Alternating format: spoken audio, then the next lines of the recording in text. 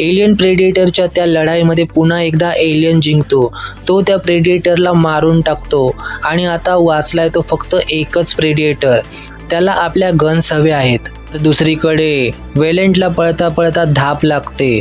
तो एलेक्सा आणि सेबॅस्टियनला तिथून निघून जाण्यास सांगतो आणि स्वतः प्रेडेटरला रोखण्यासाठी थांबतो.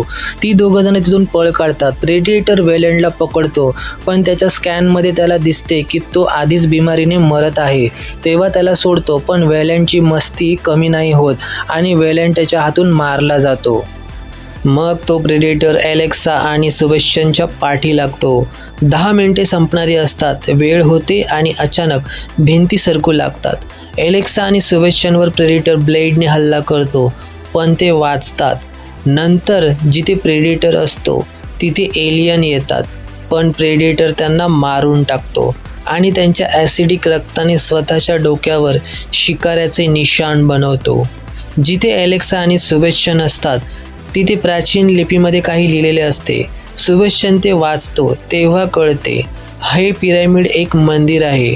हे प्रेडेटर हजारो वर्षापासून पृथ्वीवर येत आहेत. त्यांनी माणसाला प्राचीन गोष्टी शिकवल्या, शेती शिकवली, उन्नत केले.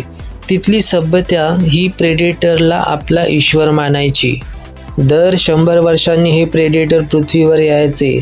ते माणसे स्वखुशीने स्वतःला सॅक्रिफाईस करून एलियन क्वीन जिथे कायम बंद करून ठेवली आहे त्याच्या अंड्यापासून एलियन जन्मास घालत त्यांची शिकार हे प्रेडेटर करत.